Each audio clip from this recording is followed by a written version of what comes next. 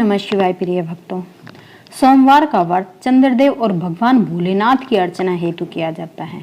इस व्रत को श्रद्धापूर्वक करने से मानसिक कलेशों से छुटकारा मिलता है। इस सभी मनोकामनाएं पूर्ण होती हैं। यदि श्रावण के महीने में सोमवार का व्रत धारण किया जाए तो यह अधिक फलदायक सिद्ध होता है। वैसे यह व्रत चैत, श्रावण और कार्तिक मास में किया जाता है और इस व्रत में सोमवार के दिन उपवास रखकर भगवान शंकर, मां पार्वती की पूजा अर्चना करनी चाहिए तथा दिन में एक बार भोजन करना चाहिए। सोमवार का व्रत रखने से स्त्रियों को पति पुत्र का सुख मिलता है।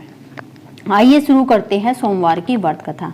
एक साहूकार बहुत अमीर था। उसके पास धन की कोई कमी नहीं थी। साहूकार के पास सभी सुख और ऐश्वर्य के साधन थे, किंतु उसको एक ही दुख था कि उसको कोई औलाद नहीं थी। दिन रात वह इसी चिंता में लगा रहता और वह पुत्र पाने के लिए हर सोमवार को भगवान चंद्रदेव व शिव जी की पूजा करता, वह व्रत रखता था। साहूकार की भोलेनाथ के प्रति ऐसी भक्ति देखकर एक बार मां पार्वती जी ने शिव जी से कहा, हे नाथ, ये साहूकार आपका अनन्य भक्त है और सदैव ही आपका व्रत और पूजा भक्ति भाव से किया करता है। आप कृपया करके इसकी मनोकामना को पूरी कर दो। पार्वती जी के ऐसे वचन सुनकर भोलेनाथ ने मां गौरी से कहा, हे पार्वती, यह संसार एक कर्म क्षेत्र है। यहाँ जो भी जैसा कार्य करता है वैसा ही फल मिलता है, अर्थात जैसा कार्य मनुष्य करता है वैसा ही परिणाम भोगता है। किंतु माता पार्वती आग्रह पूर्वक बोली, हे महादेव, यह आपका अनन्य भक्त है। यदि इसको कोई भी दुख है तो आपको उसे अवश्य दूर करना चाहिए। यदि आप अपने भक्तों की मनोकामना पूरी नहीं करेंगे तो क्यों मनुष्य आपकी भक्ति, सेवा व पूजा करेंगे। पार्वती जी के इस आग्रह को सुनकर शिवजी ने कहा, हे शिवे, इस साहूकार के कोई पुत्र नहीं है और इसी कारण यह दिन रात चिंतित व दुखी रहता है। इसके भाग्य में संतान न होने पर भी मैं इसे पुत्र प्राप्ति के लिए वरदान देता हूँ, किंतु इसका पुत्र केवल 12 वर्ष तक ही जीवित रह सकता है। इसके बाद वह मर जाएगा। इससे अधिक मैं इस साहूकार के लिए कुछ नहीं कर सकता। यह सब बातें साहूकार सुन रहा था। उसे यह सारी बातें सुनकर न कोई खुशी हुई और न ही कोई दुख। वह शिव की पूजा व व्रत करता रहा। कुछ समय पश्चात साहूकार की पत्नी गर्भवती हो गई और 10वें महीने में उसने एक बहुत ही सुंदर पुत्र को जन्म दिया। साहूकार के घर में बहुत खुशियां मनाई गई, किंतु साहूकार ने अपने पुत्र की 12 वर्ष की उम्र जानकर कोई खुशी प्रकट नहीं की और इस संबंध में किसी को कोई भेद भी नहीं बताया। वह बालक धीरे धीरे बड़ा होने लगा और जब वह बालक 11 साल का हो गया तो बालक की माता ने साहूकार से उसके विवाह के लिए कहा, किंतु साहूकार ने कहा कि मैं इसे काशी जी पढ़ने भेजूंगा। साहूकार ने अपने साले को बुलाकर कहा कि तुम इस बालक को काशी पढ़ाने ले जाओ और उसे विधिवत शिक्षा ग्रहण कराओ। साहूकार ने उसको बहुत सा धन देकर कहा कि रास्ते में जहाँ कहीं भी ठहरो वहाँ यज्ञ और ब्राह्मणों को भोजन कराते जाना। इस प्रकार वह दोनों मामा भांजे रास्ते में यज्ञ करते, दान देते और ब्राह्मणों को भोजन कराते जा रहे थे। रास्ते में एक शहर पड़ा। उस शहर में राजा की कन्या का विवाह था। एक अन्य राजा का लड़का बारात लेकर आ था, लेकिन वह एक आंख से काना था। लड़के के पिता को इस बात की चिंता थी कि वर को देखकर कन्या के माता पिता विवाह में किसी प्रकार की अड़चन ना डालें, और इसी कारण जब उन्होंने साहूकार के अति सुंदर बेटे को देखा तो उसके मन में विचार आया कि क्यों न इस लड़के के विवाह का कार्य पूर्ण करा लिया जाए। और यह विचार कर उसने लड़के और उसके मामा से कहा कि यदि आप फेरे व कन्यादान का कार्य पूर्ण करा देंगे तो आपकी बड़ी कृपा होगी और हम आपको बहुत सारा धन देंगे। साहूकार के लड़के और उसके मामा ने इस बात को स्वीकार कर लिया था। विवाह का काम भली प्रकार से पूरा हो गया।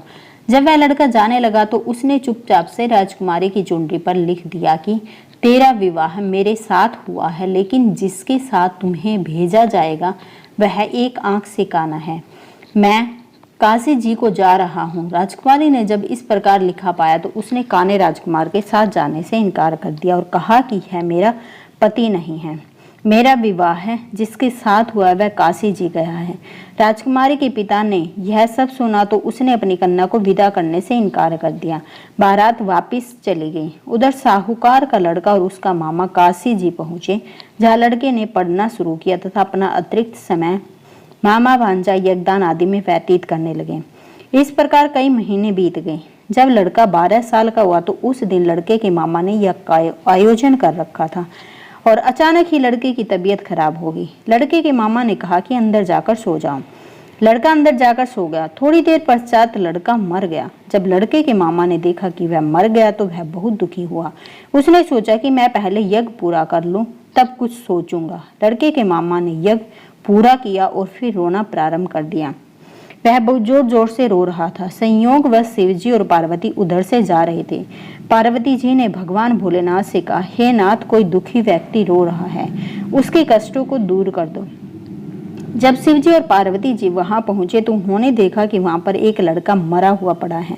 तब पार्वती ने देखते ही लड़के को पहचान लिया। पार्वती जी ने लड़के के मरने का कारण पूछा तो भोलेनाथ ने बताया, हे गौरी, इस लड़के की आयु इतनी ही थी और ये अपनी आयु पूरी कर चुका है। तब पार्वती जी ने विनम्रता पूर्वक कहा, महाराज, कृपा करके आप इस लड़के को जीवित कर दीजिए, नहीं तो इसके माता पिता इसके वियोग में तड़प तड़प कर अपनी जान दे देंगे। माता पार्वती की बात सुनकर शिवजी ने लड़के को पुनः जीवित कर दिया और शिवजी की कृपा से लड़का जीवित हो गया। शिव शंकर व पार्वती जी शिव धाम चले गए। शिक्षा पूरी होने पर लड़का और उसका मामा पहले की तरह यज्ञ करते, ब्राह्मणों को भोजन तथा दक्षिणा देते हुए अपने घर की ओर चल दिए और रास्ते में दोनों उसी शहर में आए जहां पर उस लड़के की शादी हुई थी। वहां पहुंचकर दोनों ने यज्ञ करना शुरू कर दिया और जब वे दोनों यज्ञ कर रहे थे तो उस लड़के के ससुर यानी कि वहां के राजा ने, जो उधर से घोड़े पर बैठकर अपने सेवकों के साथ जा रहा था, उसने लड़के को पहचान लिया और राजा ने महल में ले जाकर दोनों की खूब सेवा की। कुछ समय राजा के महल में रहने के बाद लड़के ने राजा से जाने की आज्ञा ली।